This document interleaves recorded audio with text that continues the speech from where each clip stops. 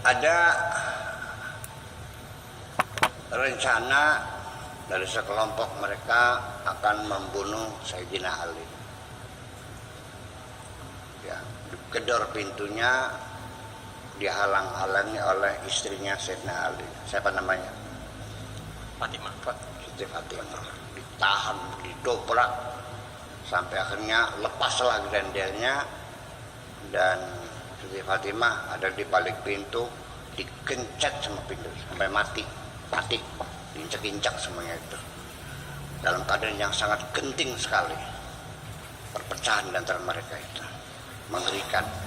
Kayak kita ini kayak zaman Gestapo dulu lah, ya mengerikan sekali. Meninggal dunia. Tidak ada seorang pun yang takziah. Dikafani sendiri, dikubur malam-malam. Orang ketakutan semua. Nah, ketika dikuburkan, di situ awal talqin. Sayyidina Ali ngomong, wahai istriku tercinta, tolong sampaikan kepada bapakmu bahwa sahabatnya sudah pada murtad semuanya. Ya. Nah ini ada suasana semacam ini kan tidak dikemukakan, tidak kamu pelajari dalam sejarah, ditutup.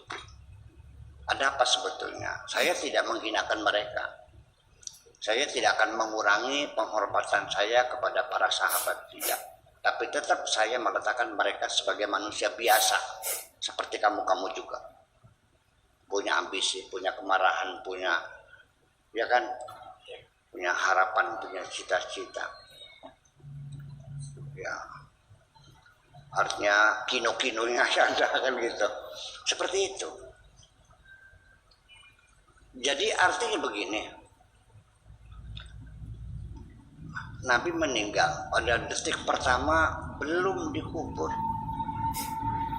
Tidak ada seorang pun yang ngurusi mengkafani Kanjeng Nabi, hanya berdua, Abbas dengan Sayyidina Ali berdua. Sampai 3 hari. Nabi itu 3 hari baru dikubur. Andai kan di sini saya mati, santri saya berebut pondok ini, Awab sama Jain berdua mengkafani saya. Ngenes kan? Di mana mereka? Rapat di Sakifah Bani Sa'idah. Ada apa? Memilih khalifah.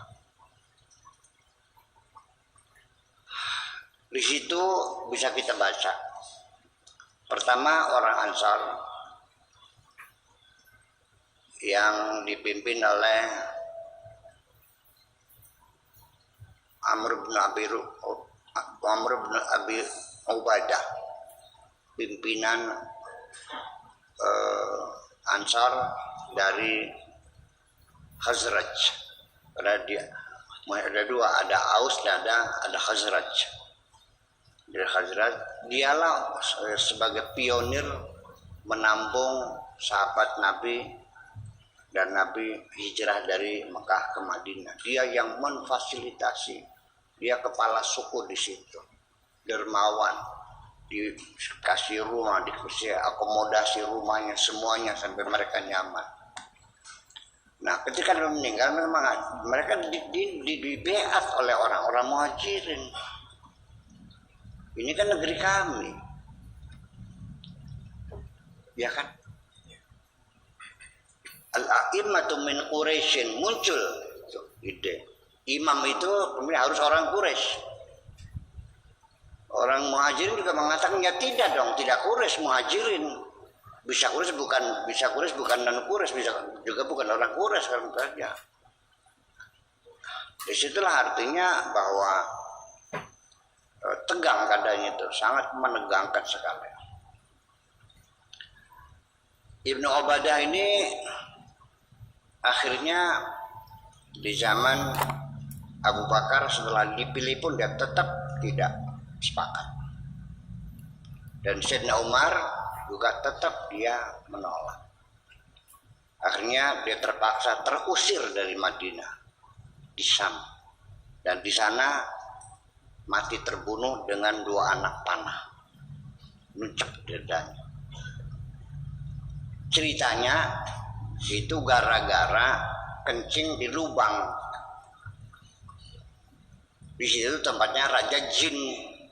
Akhirnya Ibnu Ubadah ini dipanah oleh jin, ngantel beli. Pada zaman itu masih ada begitu. Ya sama kan.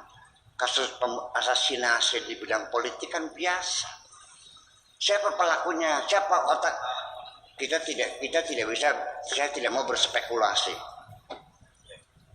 Ya dong. Apalagi dulu, sekarang aja kita korban yang jatuh, hilang, nggak pulang, kita nggak bisa, susahnya kayak apa? Paham nggak? Tapi juga kita nggak pernah begitulah, suasana politik sangat mencekam sekali. Kemudian kita ke belakang lagi. Setelah Abu Bakar dipilih, apa yang terjadi? Terjadi gerakan pemurtadan. Bisa bubar negara. Ya kenapa?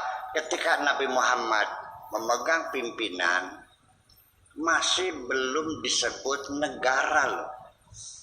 Karena Nabi bukan raja. Dia Rasul, wa ma Muhammadun illa basyarun mislukum. Wa ma Muhammadun illa Rasul. Dia sebagai Rasul, bukan kepala negara dan raja. Dan semua orang itu, kabilah-kabilah di Jazirah Arabia itu berdasarkan koalisi. Setiap kabilah dan Nabi membeat, kan begitu. Nah, begitu meninggal dunia, sebabnya pertama ya mungkin keimanan mereka masih lemah. Kok Nabi mati? Termasuk Sayyidina Umar juga nggak percaya loh. Ada orang, Nabi meninggal, aku ditampar mukanya sembarangan, masa Nabi mati gitu. Tapi setelah lihat betul meninggal, ya udah, sampai akhirnya dia berpidato.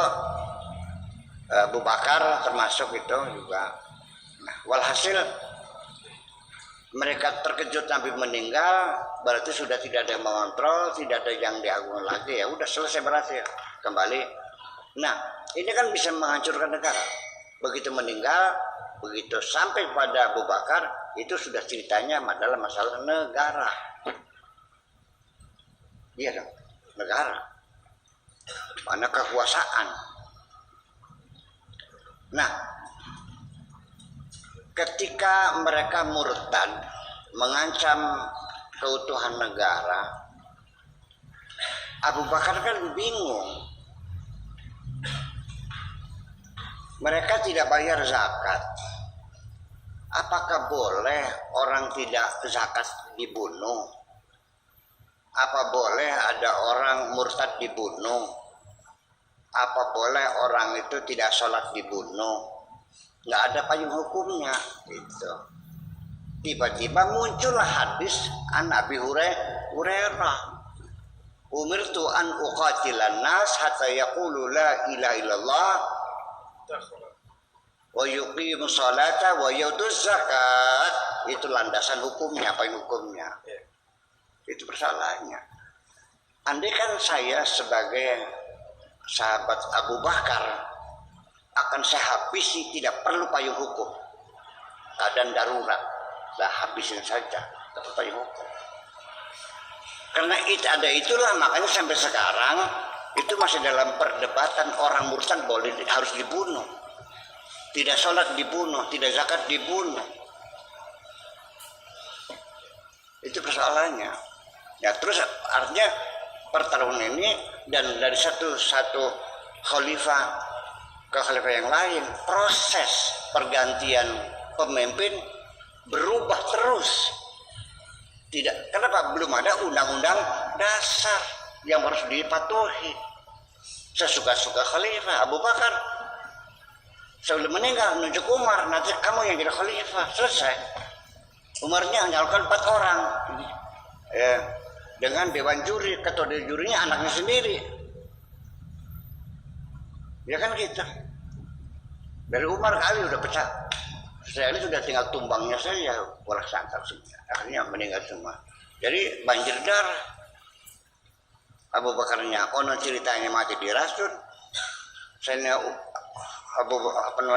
Umarnya yang ditusuk, Utsmannya dibacok, Sayyidina Alinya masih digebukin. Sampai di abad keempat para imam-imam mati terbunuh semua. Apa Sayyidina Ali mati nggak dikeroyok? Mati dikeroyok kok.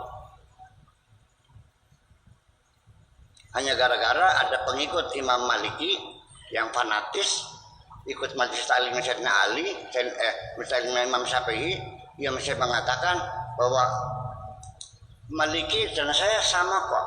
Dia juga bisa salah, saya bisa salah. Hanya gitu tersinggung, akhirnya ditunggu dari satu majelis taklim pulang gebukin sampai 6 bulan sakit terus mati.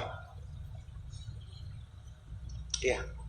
Kemudian Abu Hanifah juga mati di penjara, diracun kok. Iya.